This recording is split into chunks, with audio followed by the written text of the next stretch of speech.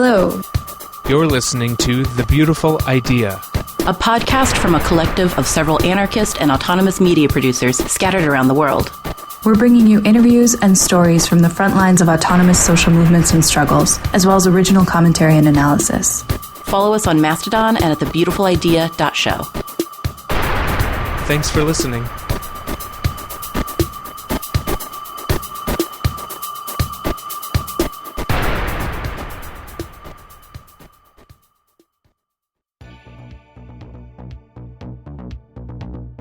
All right, welcome back to The Beautiful Idea. Today we're going to be sitting down with a friend in Ukraine to talk about what it's like to be in a war zone, what it's like to be an anarchist in a place where you're in a really extreme situation that you don't get to choose the conditions of, and what it means to try and navigate all of that in what is an existential conflict, right? One in which self-defense is necessary for survival. What we are not going to really focus a lot on today is foreign policy, those kinds of things. Our guest today did a really wonderful interview on The Final Straw and has talked on the Right podcast. If people want to go listen to those conversations, I highly encourage you to do so. But today I want to focus on a little bit of a different element that we often don't talk about. And it refers back, a piece I'll refer people to is a piece called The Anti-Imperialism of Idiots, which was written by Leila El-Shami, in which she's talking about how when the quote-unquote left thinks about conflict, that we have this tendency to do two things. First is we have this tendency to center states, that we focus everything on foreign policy, that we focus everything on the relationship of power blocks and things like this. And that is an element of conflict, right? But we tend to center that. And then secondly, we tend to center the role of the United States or some other major power block or competition of those major power blocks as the only political question that is at stake in any of these situations, right? And that what that does, in her argument, what that does is it essentially reinforces this idea that all we are kind of biomass that is used as a mechanism or a fuel for foreign policy. That the people are incidental, that they don't matter. And what that does is it makes us incredibly vulnerable to, let's just take the example of Syria. The Syrian government was able to at least convince enough people that the resistance was made up of, quote, Islamists, that the left was silent. And that in that process, we left people to die. What she is calling for in that piece is for us to add a framing of warfare and conflict to the way that we talk about these situations, which centers on the actual lived experience of people that are in these situations. That when you're experiencing invasion, if you're, Bosnian and you're living in Sarajevo in the early 1990s, like you are not choosing to get shelled by ethno-nationalist militias, but you are, right? That we don't get to choose the conditions of our engagements. We don't get to choose the crises that we see, right? But we are in them, and other people are in them, and they have to survive and navigate and negotiate all the complexities of a situation which often they have very little power in. And so that's where I want to focus our discussion today. I want to focus on what does it mean to be somebody living in Ukraine now? What is it like to experience the sort of impersonalized violence of airstrikes and drone strikes and missile strikes and things like this? What it's like to have to fight in situations that you don't choose, in conditions you don't choose. That's where I want to focus our discussion today. Because I think often in our discourses, we don't talk about this element of things, right? And so for our discussion today, that's where I want to mostly focus our sort of conversation. Before we really get into it, would you like to introduce yourself? Yeah, hi. I'm Anton from Solidarity Collective, an Ukrainian anti-authoritarian collective, we say. I've been working now for 3 years in the building this solidarity structure for the comrades who are fighting here against the full-scale invasion that happened in 2022. So now for 3 years. And we are a civilian organization working closely with comrades who are fighting about their needs that can't be covered by what is the army here. So I'm not gonna talk as a military person, but I can share some experience also of my talks with the friends and comrades who are fighting. Yeah, this is how I myself, I'm not from Ukraine. I'm from an eastern part of Europe, but also with a history since the last centuries of relation with Russia as it was yeah.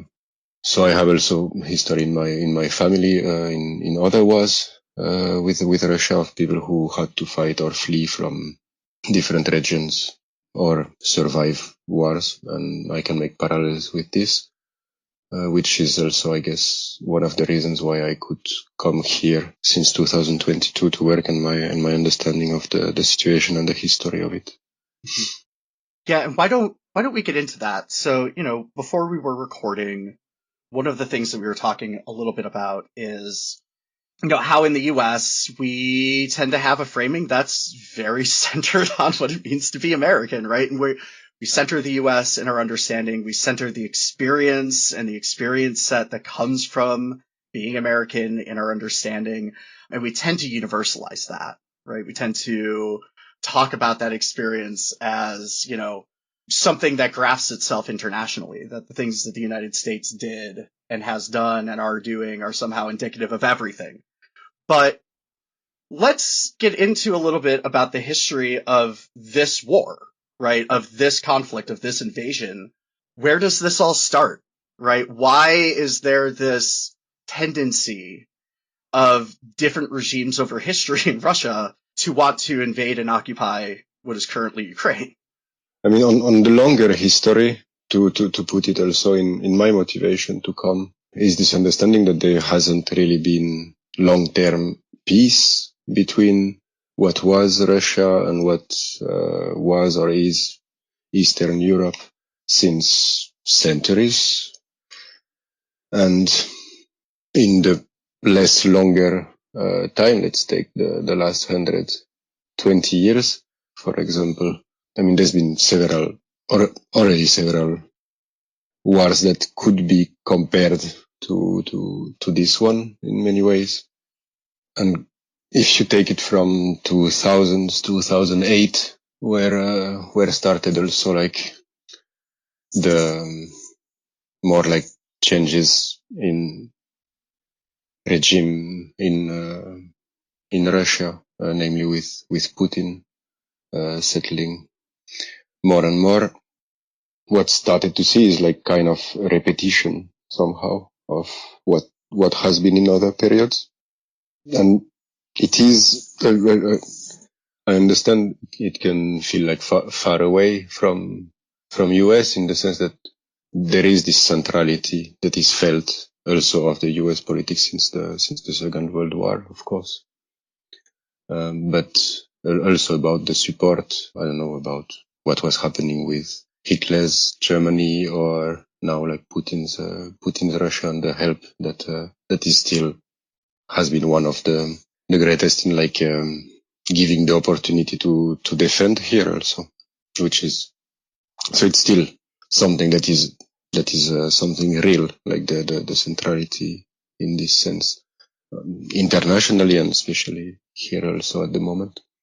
But on how people live it, it's not really related only to this, let's say, short history. It's also longer, and it's a history of what could be called like the local history of colonialism that happened in many centuries, of how started from what you would call Muscovites, then going towards the east and the west, and then trying to today sell it as this is Russian history. But there is a lot of anti-colonial history of indigenous people inside Russia. There is a lot of different peoples in what people call Russia today.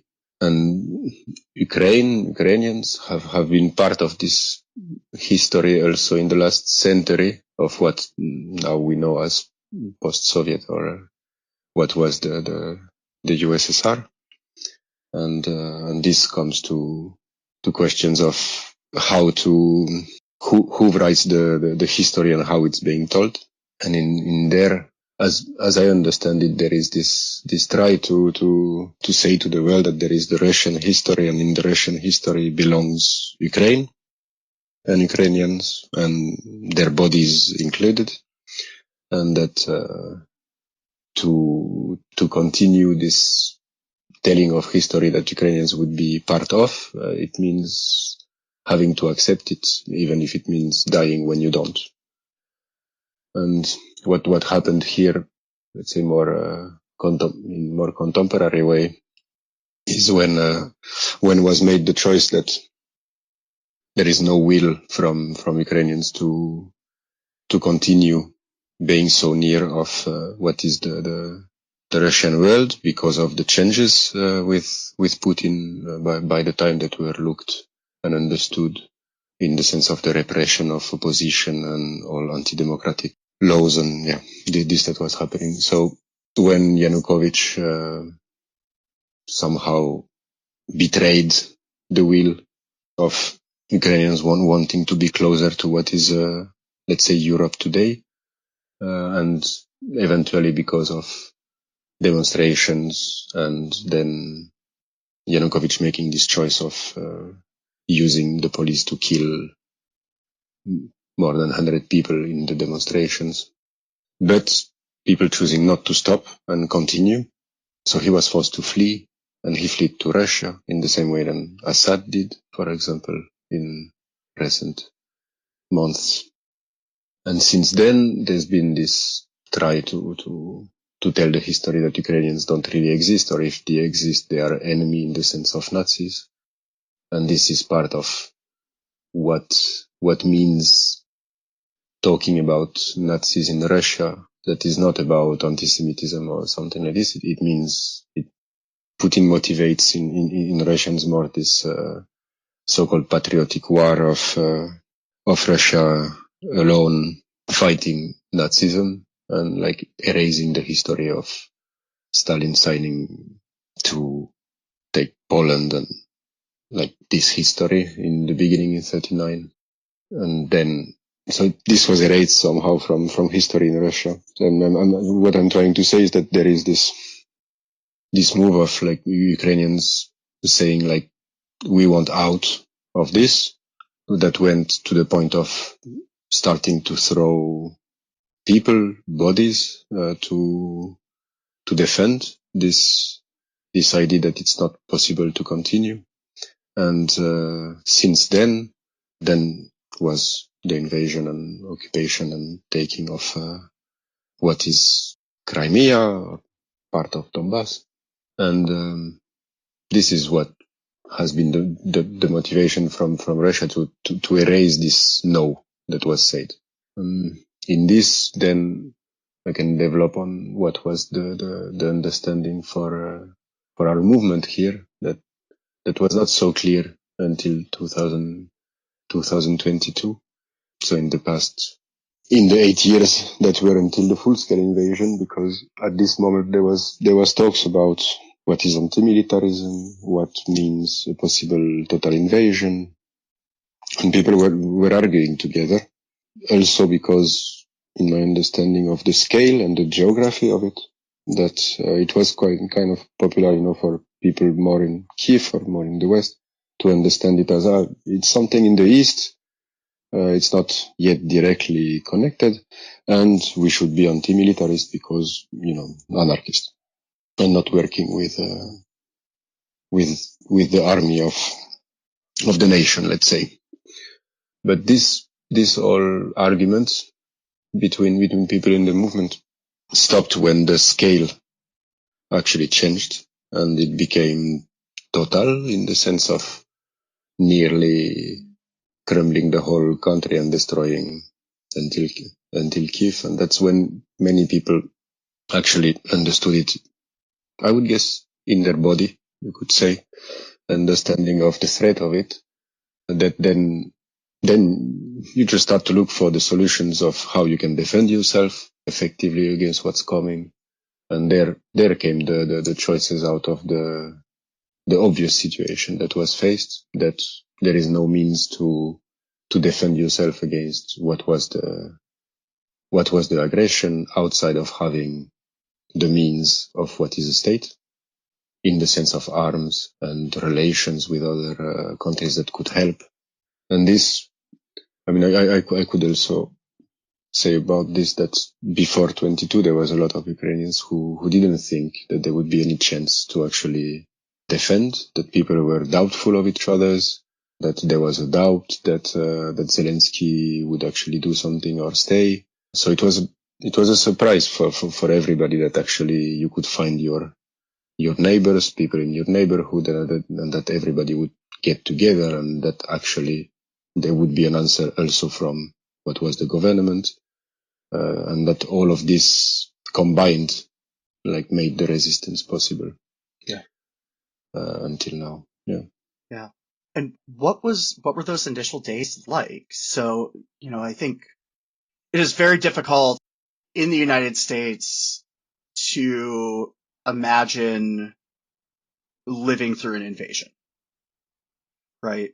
We haven't been invaded except in Hawaii since the War of 1812, right? And have whole oceans that form barriers to prevent that from happening. It is a very difficult thing to imagine. It forms an entire genre of fantasy movies about people imagining what that would be like. But you all don't have to imagine that. You went through it. And so what were the initial days of the invasion like? Why did people feel the threat so existentially, so in their bodies, right? As opposed to intellectually, or through the lens of government policy or something like that. Why was the threat so existential, right? What was it that was happening that was causing people to have to defend themselves in that situation?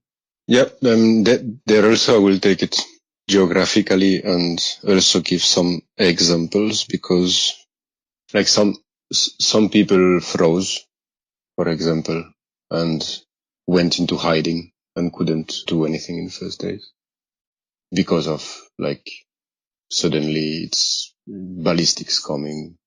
I mean, some things that it's hard to grasp what, you can't really do anything. You can just go into hiding and try to trust that maybe there is air defense, but at the beginning, okay, it was a different situation.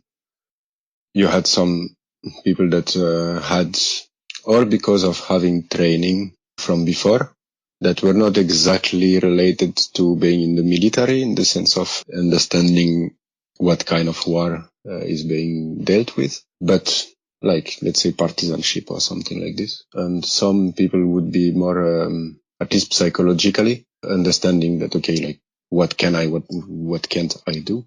So, for example, some comrades in Kharkiv who, they just had a drone. Kharkiv was nearly surrounded. They started to go with their drone because they were doing photography, and they took contact with a friend of theirs that was in the territorial defense structures, and just started to use their drone dressed as civilians and using chats that were made just by unit to unit, sometimes not coordinated, centralized anywhere, to just try to direct fire from artillery, for example, or just do some reconnaissance, to say. So it was very, I don't know, natural in this sense. People nearly got killed in the first days, meaning their car got aimed and they had to jump away from it, for example. So it was directly just life-threatening situation and how to react on it. If you could, you would, and some would freeze and many people would get killed, or starting to fight or freezing. So there I don't know how much is a choice and how much is the psychology from before, or how much is the reaction, the automatic reaction that you can have. This really depends of people. But I mean, there is also someone else that he was in the Kherson region and it got occupied. So he started more like partisanship inside, and of course in communication with Ukrainian forces when could. And then by the time when finally this part of this Kherson region got liberated by the Ukrainian army, then he joined the Ukrainian army forces, also a comrade.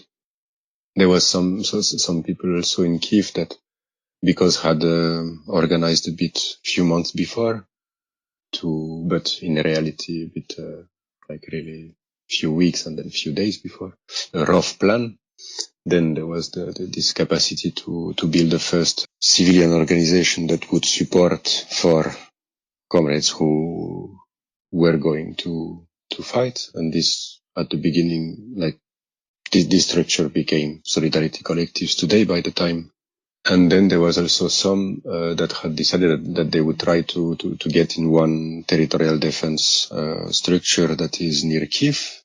And there gathered about 40 plus people, including internationals who came to help. It was also a lot of more people who didn't have any kind of military training, for example, and then they were helping out on some things that were needed, but it was like, let's say, counter spy or counter, like dealing with the neighborhood somehow, but not directly in the fight, but it was also part of the resistance moments. Then there was also someone else that a friend told this story that he was trying to take a train to leave. They had a bit badly chosen where to go at the beginning in the sense of which neighborhood, and they chose to go somewhere thinking that it would be safe, but finally it was occupied by Russians, but they still managed to flee to the train, hiding for the period where the Russians were there. But then after to try to take a train, and he was saying that it was the first time, like basically they saw helicopters coming, Russian helicopters. And it's the first time that he saw the aviation, Ukrainian, who actually was there to save this train where he was. And he was saying like he will most likely maybe never met those guys, but that it created a direct link, even if they were in a plane going so fast, but a direct link of who actually saved you just right now. I mean, another story is from a comrade that now has been killed. So Samuel Newey, like he was telling me that he came at the beginning thinking that he would help with humanitarian help, and they arrived in Kiev and were a bit asking around what they could do. And they found some guys saying, yeah, we're going east to help. Come with us. And they were like, yeah, great. Like what are we taking there? And it was a van, like, just a van. And the guy said, javelins. Okay, let's go. And that's how he told me this, going through block post to block post, that after the doors of Kiev, he would see people like just with a piece of wood doing a block post without any firearm or anything, and just asking who you are, pointing those wood sticks at the window. And then they would just say, we are just volunteers and we have javelins. And they would, yeah, great, go. And that more and more they would go to the east, and more they would see people who actually had some kind of military looking gear, and maybe a shotgun, and then maybe some rifle, much further in the east. So I mean, at the beginning it's kind of chaotic in the sense of imagining how it was everywhere. Me personally, at this time, I was choosing to come to help in any way possible, and then after, so I arrived in Poland, and it's like later on that I all those stories of people were or directly or later on that I heard by talking. So this is of the first days I'm sharing the ones that I heard from others that were here. But on a general thing, I would say it was of course dependent of that if the aggression was directly touching your body in a way nearer, and your capacity to answer to it. And for some, the will just to come and do whatever possible, and to find that actually you start to work with anybody that is your neighbors or the people close to you, like locally, in a more or less surprise way, with also like some bullshit, like no communication, forcefully very well done. So you can imagine what it creates when you have many people in arms and nobody exactly knows who is who. So the paranoia that was also. And so what is it? I mean, I keep going back to the experience, but what is it like in Ukraine now? I mean, as a civilian, what is it like? I mean, I assume you have to pay rent and like utilities and stuff and like car insurance and things. Like, what is that like? What is that experience like? And how does having to negotiate around the danger shift that or change that? I mean, yeah, on the everyday life since in Kiev, since the summer of 2022, let's say there was a certain sense of normality, in the sense like you have to come back to work, pay the rent, starting of economical life we know in capitalism. So this sense of normality, in the sense that today, like you would spend also time in the traffic, for example. One specificity is that when there is an alarm, then some bridges are closed to pass from left to right bank, where like you have, maybe not most, but a big part of the people live on the left bank, and then you can't get to the right bank, so you can get blocked. So in traffic that is made by attacks that are made or by ballistic or by drone. I guess one, it's not only like the big difference is that everybody that works, it's with this understanding that all the working is also to support the effort of the defense. And everybody is fundraising for friends, people they know in the army, and using parts of their salaries. You have some companies also who offer to their employees like to donate if they are volunteers, or if like to the specific people who work for those companies. So a lot of the economy is also centered around this. And for example, there is a cafe nearby our warehouse there you have, it's two young guys, then they are now 21, 22, and one is even younger. And in 2022, one of them at least was helping out in the Legion for a year and a half, very, very young at this time, and then could stop, didn't sign the contract, and now is serving in this cafe to serve the cafe. And they have a box where it's for a unit they know where this guy was in 2022 to help build drones, to have funds for this unit to build their own FPVs, for example. So a lot of the everyday life turns around this, and on the economical level and related to work, Then, there is drones and ballistics who continue to come, and the past month and a half has been even more than in the month and two before. And where I live, for example, when the Shaheds fly over, we can hear their motors. So, they changed maybe 6 months ago, I think, the speed of them, but it sounds like a small moped, not a motorcycle, but like 50 cubic centimeter motor, like 2 times. And we can hear it resonating between the buildings. It's like high buildings of like 17 floors. So I could hear when they changed the speed of it, because it changed the sound of them. And then they get shot over the building where I live. And at this time, everybody tries to look on different Telegram channels that exist that are stating what is in the sky, what is happening, so you know about like what is the threat level. in the sense that to know if you need to go inside the building, if there is a threat that actually a wall could get completely blasted, or if it would be two walls blasted. So then you just try to imagine how far inside the building you need to go.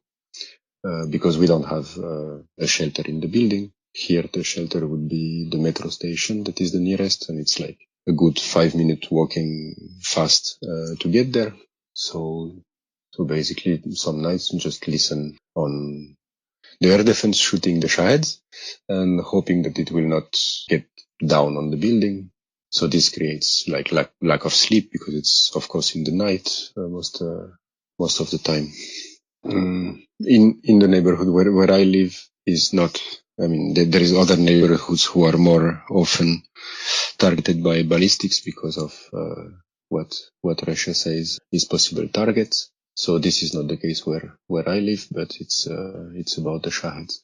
So sometimes, for example, personally, I can say like the last big attack that killed several people in Kiev, it was at a moment in the night that me out of work, I was completely tired and I was sleeping. Before going to sleep, they were shooting shaheds, but this is kind of not everyday life, but nearly.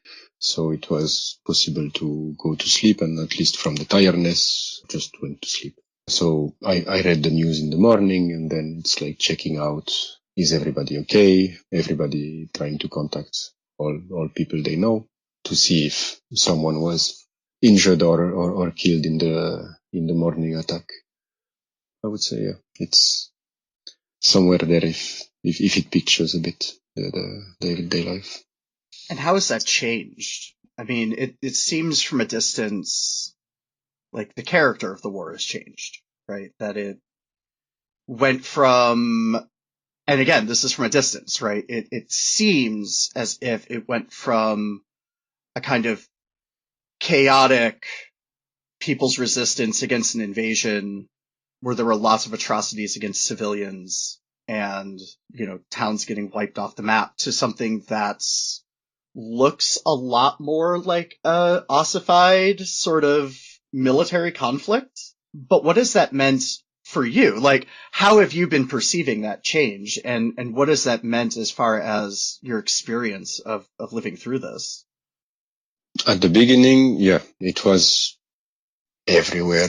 I mean, until Kiev, the chaos and feeling of like there is the war everywhere around. In the west, in the west of Ukraine, in a different way, because there was no troops coming. And then, yes, after the autumn of 2022, when, I mean, spring of 22, and then the autumn, when it was, let's say, the war was pushed again to the eastern regions, then, yeah, it has been like a huge change on the everyday life, in the sense that there were, like, you could, of course, start to live again, let's say, in the kind of way that was before, and there was less this feeling of everyday survival way than at the beginning they started to install. And also because in 2022, to remind, like the army was about 300,000 people strong. But in the summer of 2022, it was already 1 million. So there was already more than 600,000 people who were civilians who became defenders with the army. So what it changed is that then everybody knew and knows several people who are now in the army. So it's very personal in this sense of the relations. And then, of course, the destruction of cities, some are still in what is occupied territories, like, for example, Mariupol, that was taken in the first days. And with the people who could flee and the many people who got trapped there, who couldn't go, or for different reasons, didn't go. And, okay, in occupied territories is now a different story than what it is in what is Ukrainian not occupied territories. So about what is the cities that were destroyed on this, I don't know, because since until now, it's the continuation of this. It feels like, an unstoppable destruction coming meter by meter and continuing to destroy all cities or villages that are on its way. This is still how the war is, in the sense that the Russian army continues to advance in many places since the 3 years.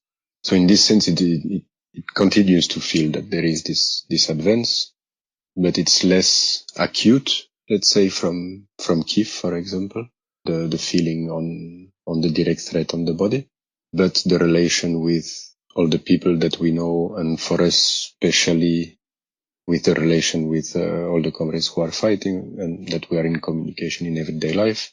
It's really there in the sense of many times when you have a conversation, you don't know if it will be the last one, which happened to me now again 2 weeks ago with a friend that was killed, and we still have this conversation in the air. So on a personal way, what I do in this situation is just that I send a dot in the same chat, knowing that it will never go, but it's a way for me to put a closure to it. And then relating to grief, for example, of what it does is it created this kind of, you have to deal with this, it is, how to say, with this relation that more and more people continue getting killed, that that you work with in ways, and not knowing how many will actually survive from what's continuing to happen. What we continue to see since a year is that every month we have new comrades also joining the defense forces, the army here. So we support and then try to relate on the memory of all the ones who were already killed, and remember why they were also fighting and why people are fighting today. So in this way, I guess I could say also that there is a different understanding between people who are in the military and also in the military between people who are in infantry in the first line or in different kind of jobs who are more further from the zero, and also with civilians. And that there, for me, what I kind of saw is how the laws that create this understanding that normally you have people in arms who are paid by the state, and then you have people who are not supposed to deal with or their own defense or their own justice, meaning the police and the army, and that for the people who basically should hand to others the right for justice and like killing or this that is part of also defense today, that there is a difference in understanding on the everyday life of what is it you're doing, and how threatful it is for your life. So for some it's like a proxy in the sense that it's people and for some it's directly on their own body. And this you can see. Few comrades have complained about this, about the difference in understanding between civilians and militaries today, also about relating to the war, in the sense that all the people who are fighting are putting their body directly in the first line, and this basically defends everybody else that is in the back. And the ones who are in the back understand that, but don't feel it in their body, and sometimes can't relate in the same way to what needs to be done to defend.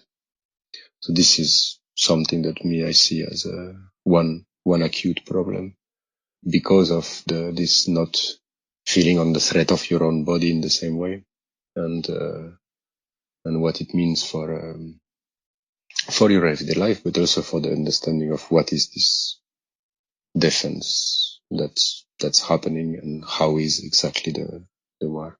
So it has changed in many ways since 3 years. But this separation in the law and in who does what work in the society, I can see kind kind of clearly today what means the thinking of security and how you organize it in a society, and how it puts people in different worlds on also understanding how to talk to each other. The Beautiful Idea is a proud member of the Channel Zero Anarchist podcast network. Here's a taste of another project on CZN. The Final Straw is a weekly anarchist radio show. It's fucking awesome, and you're never going to hear me say fucking awesome on our show because we're FCC regulated. There's a black part of my heart that just flutters when you talk like that. Talk, then more yelling. It's a weird sort of like nice thing in a way, but also can get kind of crushing at times. thefinalstrawradio.noblogs.org.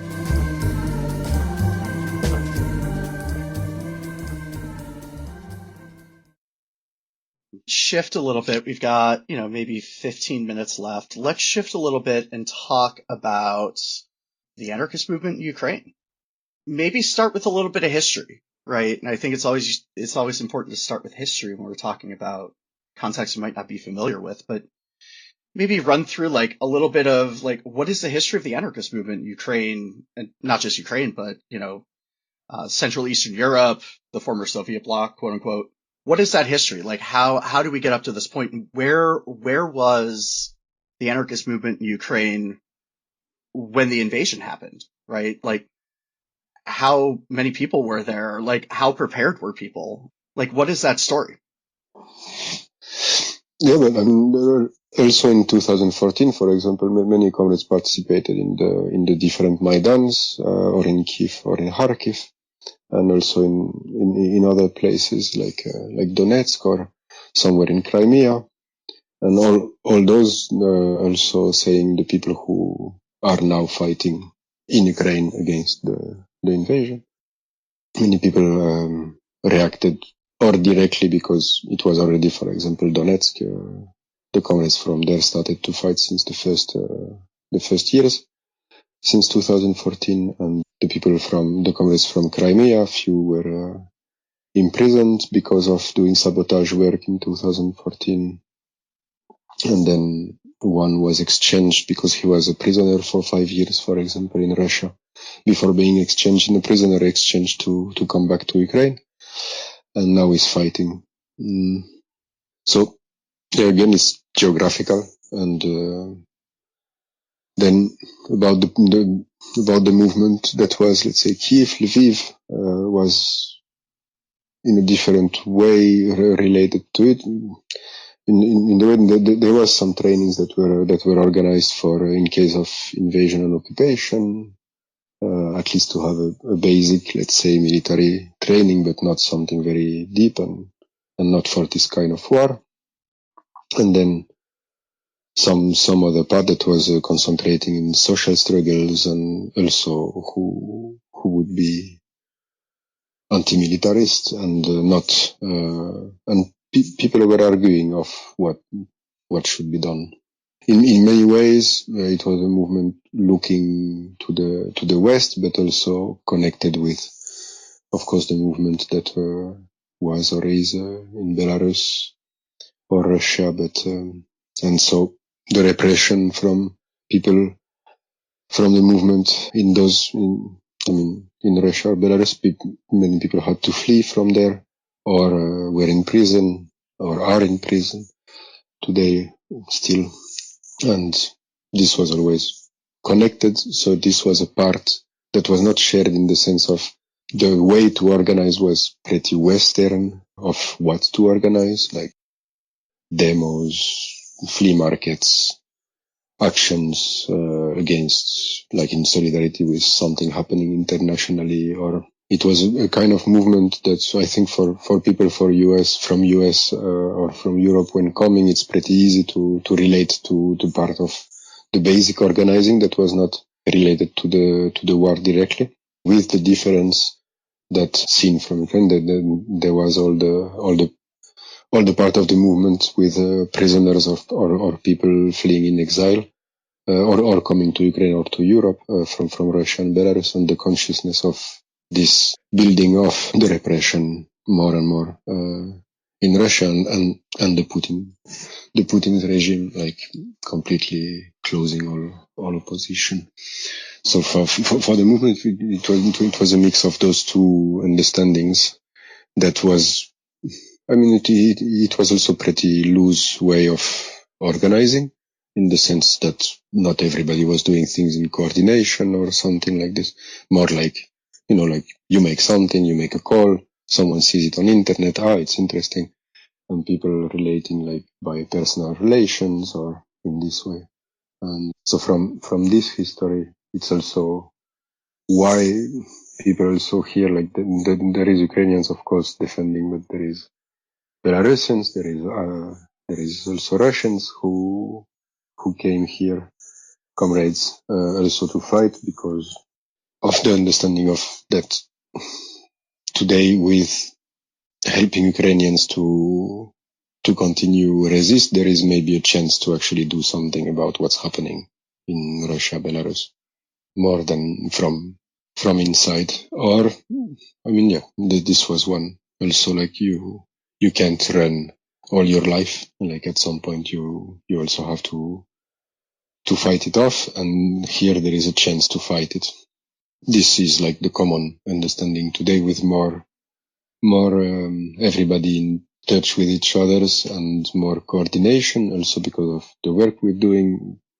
I mean, it's more like a structure that is like the mutual aid structure in the movement, that we support many people who are in a lot of different groups, that maybe before even those groups would argue with each other, but today everybody is like fighting together. So now there is more coordination in this sense, that there is a need for it. So there is this mutual network that was built, and then there is all the social struggles that continue with groups that were created inside the period of the full-scale invasion, like for now a year and a half, like a student union, fourth generation, for example, that was reborn out of the students and feminist struggles and groups who continue to organize, and everybody trying to have this understanding that for now the biggest threat is also from what's happening with the Russian invasion, and that's where there is a kind of more coordination, and then the different political understandings of who wants to help each other on what social struggle. This is like somehow like how it's organized now. So let's say after 22, like all this mix of ways to organize became also much more related to the situation with this full-scale war, in the sense that it's still very young, in the sense it's 3 years ago, and there is still this threat that the whole of, there is still ballistics everywhere, and it's still this feeling that there could be a full invasion starting again at some point, or it could be. And in this sense, all that is anarchist, progressive, anti-authoritarian, leftist activists under Russian rule here would be directly targets under occupation. So all that is done today with volunteers, like we would say that we are, that structures that are obviously organized, everybody would be a target of repression if not killed in the moment of invasion. So it's still this understanding, people keeping everybody together in like coordinating to work together in this defense. So what does the future look like? What does the horizon look like? I mean, that is a big question, but I think maybe we can address it on a couple of different levels. A lot of Ukraine is destroyed. A lot of the economy is destroyed. A lot of people are dead. The International Monetary Fund has lent the country a bunch of money. The United States is trying to buy all the minerals, right? There's a lot of international forces that are trying to get their piece of what's going on, essentially, right? What does rebuilding in that context look like? What does fighting for justice in that context look like as essentially the vultures of international finance start to, swoop down on Ukraine and take whatever they can from the rubble, right? Like, what does that rebuilding look like? And kind of how are people starting to approach the social problems that are cropping up, that are starting to exist as the situation changes? Since a year and a half again, I would say the political life started again more openly, because before it was really only about the defense, all the talks. But then everybody could start to raise other problems, and this is pretty vivid on the critique of the government, or sometimes also like the decisions of the army, or what is going on socially with patriarchy, or working conditions. And there is unions who are working on that here, also supported with a network from Europe and also in the US, who try to help directly the unions here. So that for now, that the rebuilding seems like something that will need help from outside, will continue for a long term. And basically in the places where it's possible, it's being rebuilt. Of course, with this sensation and like practical thing that you can rebuild, but it might be destroyed the next day. So people rationalize also, like for example, one of our comrades also I will just take an example from Kiev, but that her window got again smashed by the latest ballistics in the center. So she's trying to wait. Should she repair? Is it the moment? It's already 2 or 3 times that she has to do it, because the windows this time didn't get shattered. But and then you can ask for reparation also from the state today. For example, for building, I'm talking the rebuilding of institutions. This is also being done. In the sense, there is a political activity of the parliament, and there is polls, like done. So there is no election, but there is a political life in the sense of watching what people think and then making the laws accordingly, because the parliament is still voting and that's still passing laws by the executive. So, I mean, then there was, I think, 2 years ago was also a start of like changing how the funds are done to be more, to give a bit more economical possibility for the regions to have their own funds. But it's pretty new, and like the local administrations are still trying to learn to work with it. So this is, but there is like changes that are being done that would be for a bit more autonomy also on the state economy, like to put it in the region. We have some colleagues who also started a tenant union, because here the laws for housing are completely wild, like capitalism. So there's not really much rules. So like, so basically like tenants getting together to try to settle off what could be a contract, what is actually the rights that you have, and how you can stay in a home, or ask for some things. So this is also something that's going on, started now from some friends, comrades. So the rebuilding is going on at the same time now in many places. In some places it's really not obvious because it's really hit constantly. So the rebuilding, I guess, is in a different understanding. So now I'm speaking about the places that feel that it's possible to rebuild with a sense of it, like to understand it. How I see it is that it's going to be dependent of aid from outside Ukraine for a very long time. And this is also our situation as a collective, like as a network, like, and as a collective, like we try to also implement like between us, like the sharing of stuff, for example. But it's also completely understood that we we couldn't react to all that is needed by our own means, like just by working and taking from our wages, for example, or by other means. Like there is no way to answer this kind of, it's very expensive stuff that is needed for people who are fighting now. And I would guess it's in the same way on the country level that is really dependent on external. But also, I mean, what we call Russia is also like something like a very big economy and army, so it's not gonna stop anytime soon. So the full rebuilding is harder to say, because this would mean that needs to stop what is the war, the aggression, and this don't really see it coming anytime soon, because there is no will from Putin's Russia, let's say.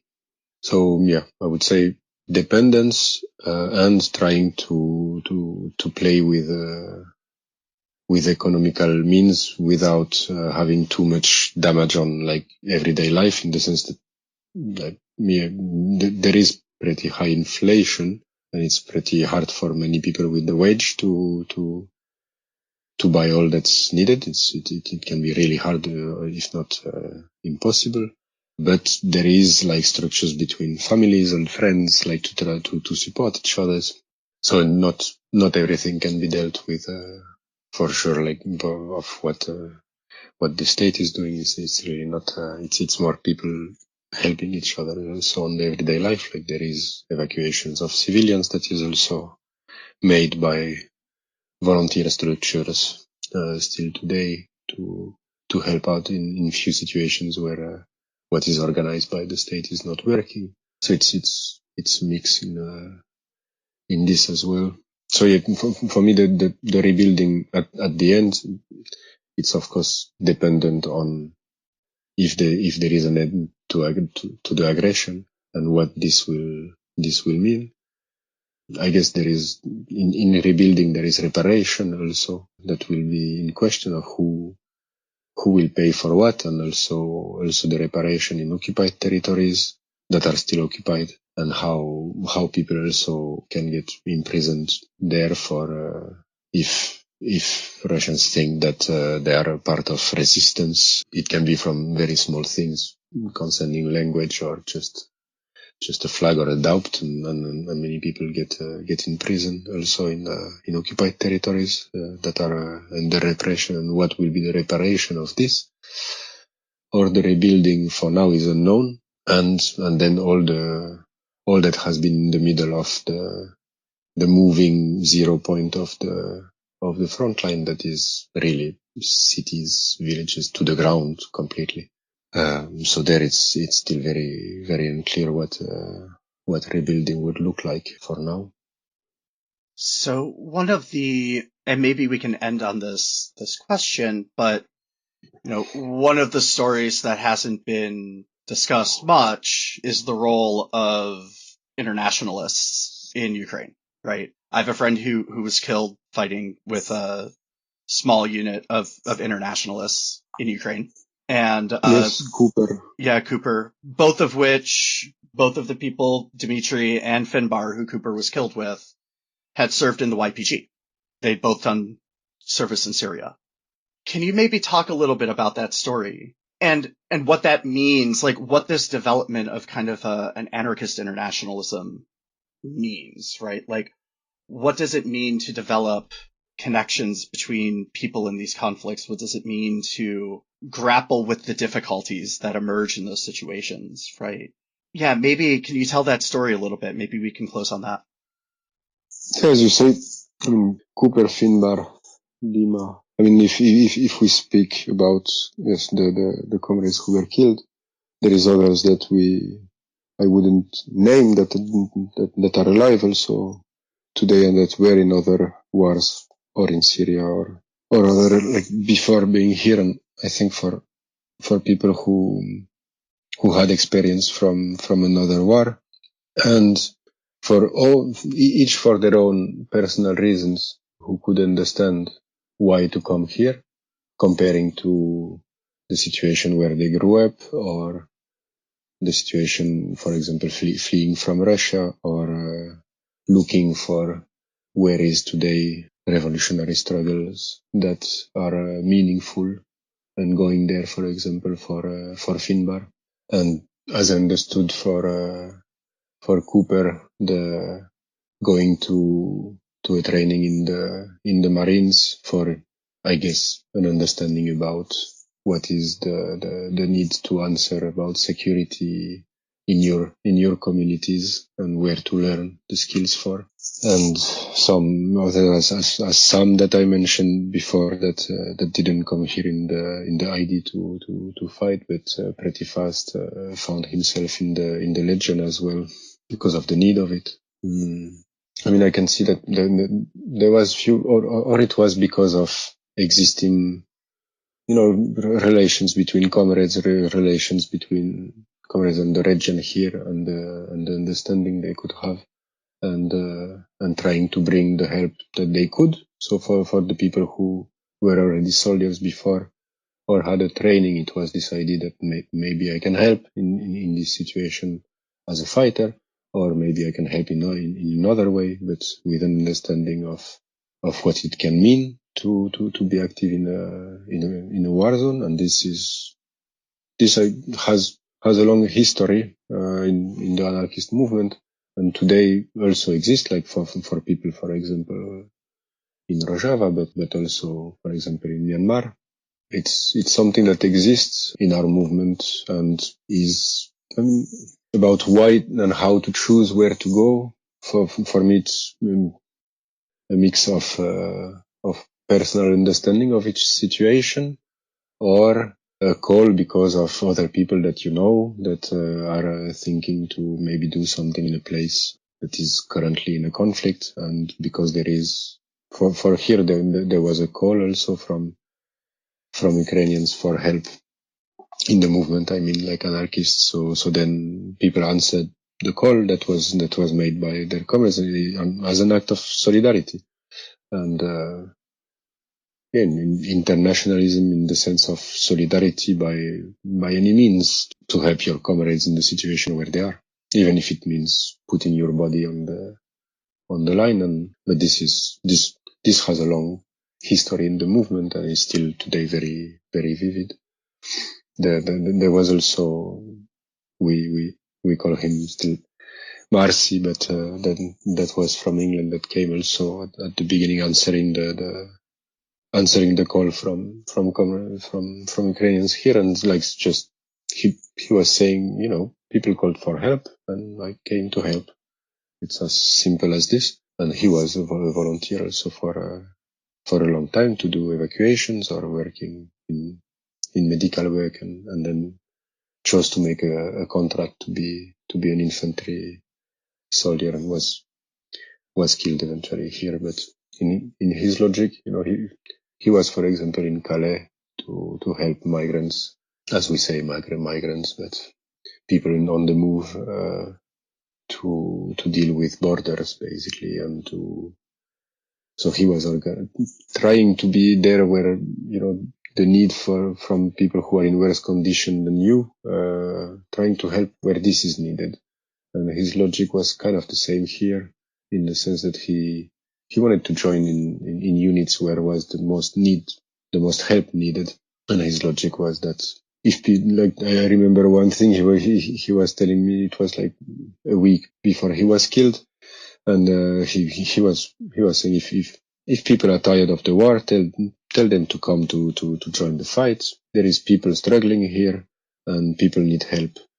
And he chose to be where was needed, and together with this movement that we have here, to try to organize in the conditions as they are. So there was this common solidarity. It can be from supporting from where you are if you can't move, until coming here and put your body in the line. In internationalism, I think it works like this, depending on what you can, and sometimes what is just the people that you meet in the movement, and where you end up with your understanding of how to say how close you can feel with people who are far away, if you consider they're part of your movement. And in many ways, the word comrade, companions, is still very vividly used because it gives a sense of how people can feel, even with people who can be thousands of kilometers and in very different situations. But still this understanding that on the everyday life, you have to do something to be with your comrades, whatever they go through, and come with the means that you have. Thank you for that. I really appreciate that. Do you have anything else you want to mention before we close for today? Something I can mention that is about the sense of urgency that there is seen from here.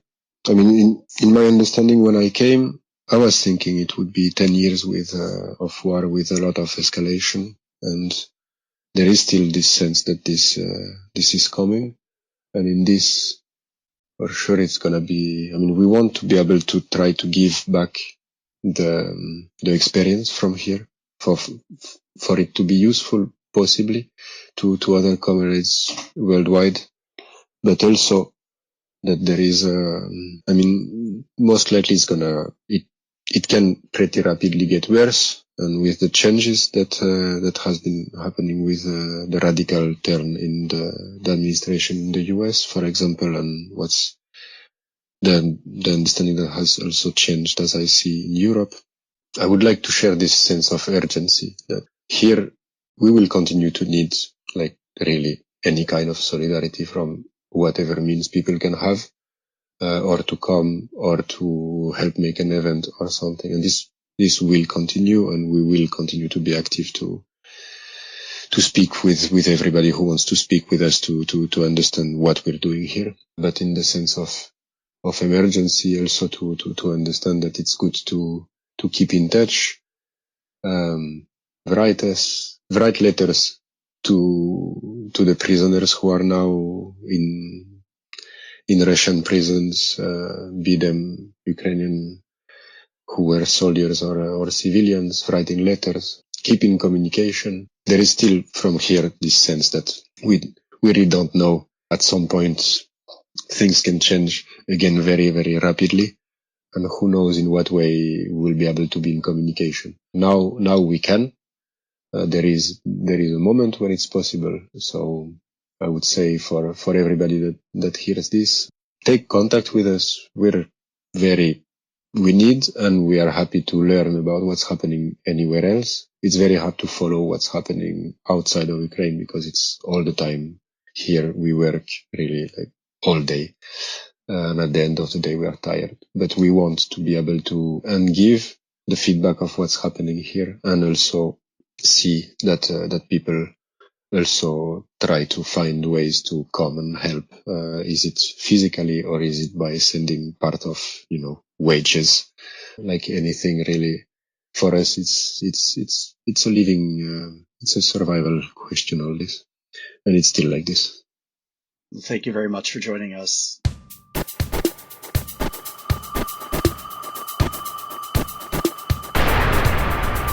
Thanks for listening to today's episode of The Beautiful Idea. News and analysis from the front lines of anarchist and autonomous struggles everywhere. Catch you next time.